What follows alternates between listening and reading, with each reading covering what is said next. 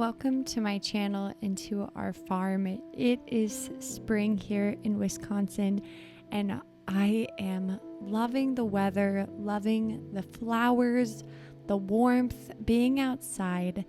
But even though I have this beautiful footage from last week, this week is cold, rainy, and kind of dreary here. And that is personally how I have been feeling the last week. So in today's video, I not only want to encourage you in the warmth of springtime homemaking, but also in the warmth of prayer.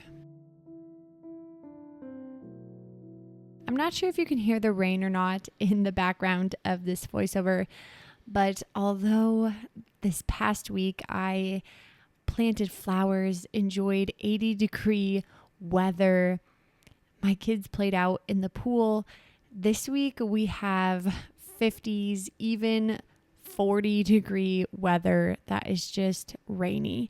And that honestly is a true reflection for how I am currently feeling. My favorite thing that I have done the past couple of springs, at least since we have moved here, is going to the greenhouse and buying vegetables to plant in my garden and flowers to plant up front or in the planters. I still have to do my porch, but buying flowers and just enjoying the warm weather outside really helps to heal kind of a depressing winter or just depression and anxiety in general. And I don't have any knowledge about flowers or really gardening in general. I'm just going for it. And so I encourage you to just walk through a greenhouse, explore flowers, even at your local store, and just look at God's creation because it is uplifting. Even if you're like me and you don't know how to plant it or where to plant it or the best way to care for it, it can really help heal the soul. Ready? Good job. We have also been working on projects since March. We got the pig fence up, we got our pigs, we are working on the chicken coop. We are currently putting in a huge hedge in the front of our house to block the road. We are going to be taking out the pool and work on a back patio. We have been doing the garden, planting flowers. We planted 10 fruit trees, I believe it was 10. And we are going to be planting mini fruit bushes. So this is a very busy, but hopefully a very fruitful spring and summer. If you noticed in a previous clip, I had a huge wagon full of rocks and I had to hand scoop those. It took a long time. It was very laborious, but it was so worth it. And I'm excited to get a second layer of landscaping fabric down and my new rock.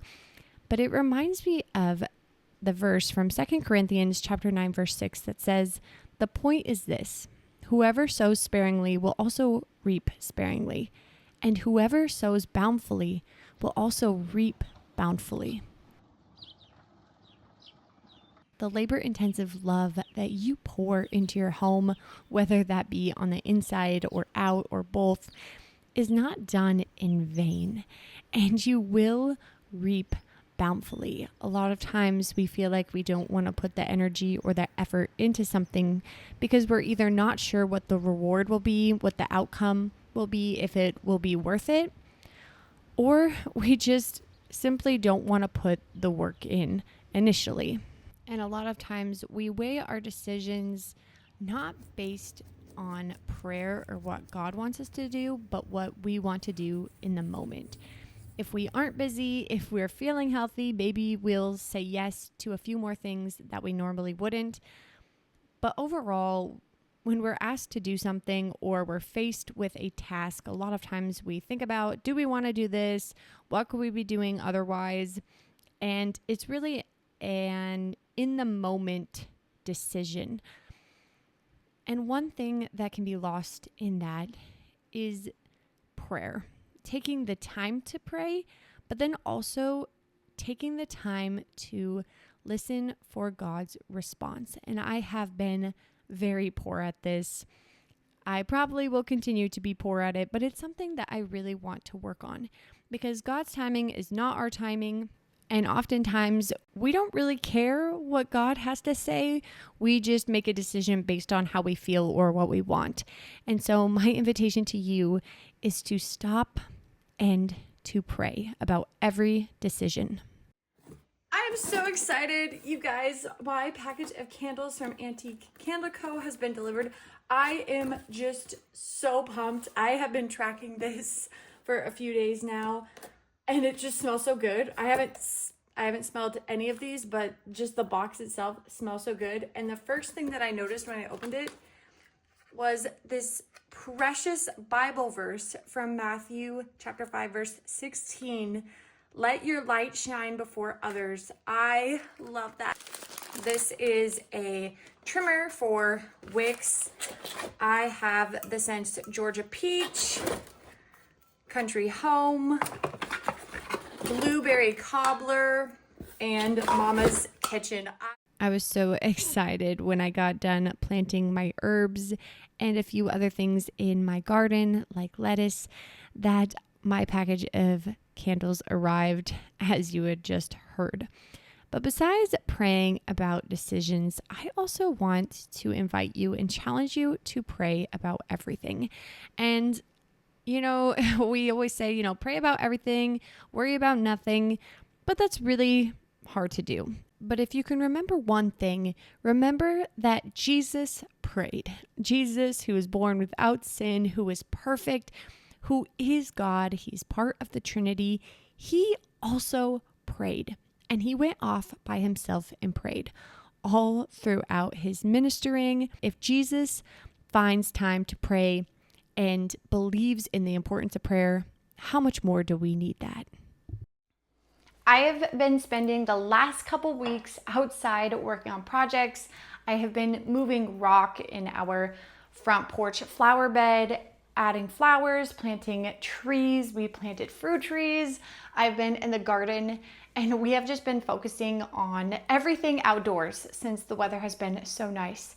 But that means that the inside spaces tend to get a little chaotic and messy and just gross. There's so much mud, so much dirt that is being tracked in. And so I'm going to spend a little bit of time cleaning, tidying up, and getting my house back in order so that I can spend the rest of the afternoon and evening celebrating my husband's birthday and spending time outside. For his birthday, he actually requested a peach pie, so I'm also going to be making that as well.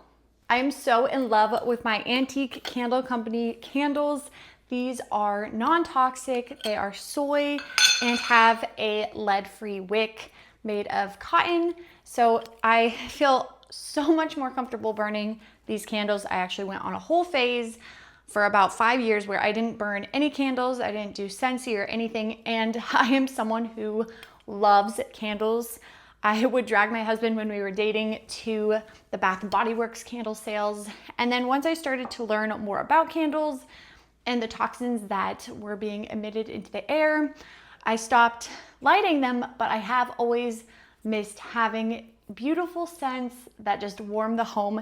And so I am so excited that I found this company. I love to support a Christian company. If you are interested, I actually have a 20% off code that you can use. It is Kelsey20, and that will save you 20% off of your order. I will have it linked in the description box below.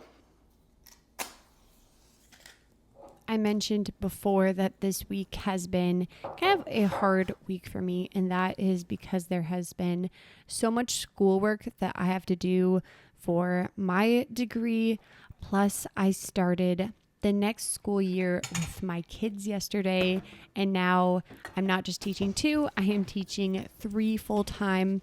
I have a toddler who last night decided to jump off the stairs, and today we took him into the doctor and he did break his leg. And so now I have to find a way to care for him and hold him because he can't put any weight on his leg for 3 weeks. He will be in a cast. He'll get that on later this week, but I still have to carry him around and make sure that he's not crawling on it or trying to walk on it. And if you are someone with a very active, and I'm meaning very active toddler, then you know how much of a struggle this would be.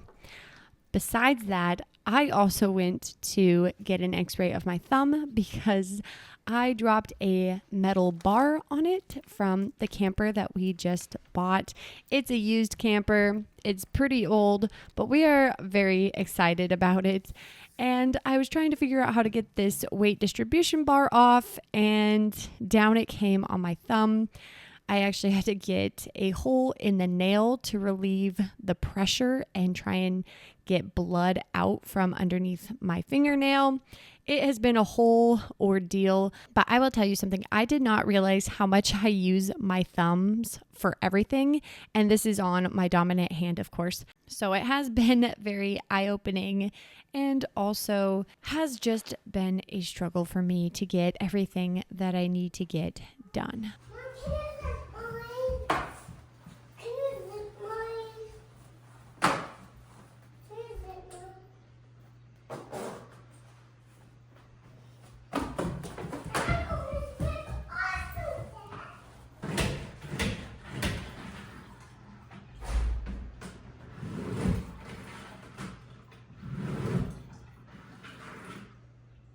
But I want to share this Bible passage with you, and it is from Matthew chapter 11.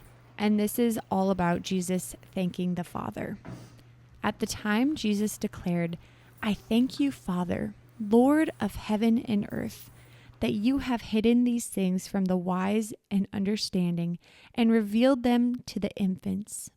Yes, Father, for such was your gracious will. All things have been delivered to me by my Father, and no one knows the Son except the Father, and no one knows the Father except the Son, and anyone to whom the Son chooses to reveal him. Come to me, all who labor and are heavy laden, and I will give you rest. Take my yoke upon you and learn from me, for I am gentle and lowly in heart, and you will find rest for your souls. For my yoke is easy and my burden is light." So I want to shine some light on this passage because it is a little bit confusing when you just jump straight in without reading anything prior to that. So Jesus went to multiple towns that were rejecting him. They were unrepentant cities. And so his prayer to the Father not only illustrates their oneness and their unique, intimate relationship, but it also shows that he is thankful for the followers who are still following him, even though they have the knowledge of infants, even though they don't fully understand, they are still trusting in him. Then when Jesus speaks in verses 28 through 30 about, "Come to me, all who labor and are heavy laden, I will give you rest. Take my yoke upon you and learn from me," he is actually referencing back to the book of Sirach. And in the book of Sirach, it might be under Ben Sira, depending on how it's named in the translation. In chapter 51, it talks all about seeking wisdom or searching for wisdom. And Jesus is making the parallel that he is the wisdom that they are to be searching for. And so I wanted to read a few verses from Sirach, verse 23, and this is again from chapter 51, that says, "Draw near to me, you who are untaught, and lodge in my school." If we jump to verses 26 and 27, it says, "Put your neck under the yoke, and let your souls receive instruction. It is to be found close by. See with your eyes that I have labored little, and found for myself much rest." I just love those parallels, and that Jesus is the true wisdom to be seeking after. And his wisdom tells us to pray. He shows us many times as an example to pray, and not just him. We have Hannah's prayer, Jonah's prayer. People are praying all throughout the Bible, and we have this beautiful opportunity to speak to God where they didn't have that before. And now we can talk to him, and our prayer doesn't just have to be here's what I need. We can pray by simply having a conversation with God, sharing what's on our heart, the good and the bad, by praising Him, giving Him thanks, and just talking to Him as our Father. If you are wondering what I am currently doing, I am making pie crust. And this is my pie crust for everything, for hand pies, for apple pie, for shepherd's pie, for peach pie. This pie crust is honestly so good. It is so amazing. This is probably one of my favorite things that I make. If you like a tasty, flaky pie crust, this one is awesome. I will have the recipe linked down below. I tend to just share my caramel apple pie recipe and then just use the pie part for that. It really works the same for everything. You have to cook it around 350 for an hour. For the peach filling, I just peeled a bunch of peaches. The peaches at the store were not very good, so they were very small. And then I added a cup of sugar, 1 teaspoon of cinnamon, which honestly I might do a half teaspoon next time. I added a little bit of ginger, a touch of salt, and I let that sit in the fridge until my pie crust was ready to go. Your pie crust discs do need to sit back in the fridge for 30 minutes. I tried to shred some frozen butter because I forgot to put some out, and it was very challenging. So I definitely recommend cubing up your butter or shredding your butter, putting it in the freezer for a little bit, letting it get hard, and then using it in the dry ingredients to make your pie crust. I don't recommend trying to shred or cut up frozen butter, but I rolled out my bottom pie crust. I have my pan all buttered. Then I just add my filling and then do a lattice top. It's hard to try to describe how to do a lattice top, so if you can watch, that would be for the best. But essentially, you just put strips down, you pull back every other strip, lay a strip the opposite direction, and put the strips back down flat. And then you pull up the ones that were down. So you just alternate between the different strips. Hopefully that makes sense when you watch it. Again, it is kind of hard to explain. Another main thing that I wish I would have started this video out with is prayer is not a last resort. A lot of times we use prayer when we've kind of done everything we can do and we've lost control or don't have control, and then we pray. But praying should be our first step, because prayer is going to be the thing that actually makes a difference. God can create miracles. He can perform miracles. I cannot. If I pray and God answers my prayer, it is so much better than anything that I could do. So again, prayer is not a last minute resort. It should be our first step because it is the most powerful thing. I also want to note that the devil will try to get you distracted from praying. He will try to lie to you and tell you that it's pointless, that it's useless. You've prayed for this long and nothing's happened. You have so many unanswered prayers, whatever it may be. But we have to remember that God's timing is not our timing, and that sometimes God doesn't answer prayers for a reason, and they are unknown to us. They may never be known to us, but they are for a reason that we have to accept, although not easy, we have to accept is for the best. So I wanted to end with Matthew chapter 7, verses 7 and 8, and it says, "Ask and it will be given to you. Seek and you will find. Knock and it will be opened to you. For everyone who asks receives, and he who seeks finds, and to him who knocks it will be open."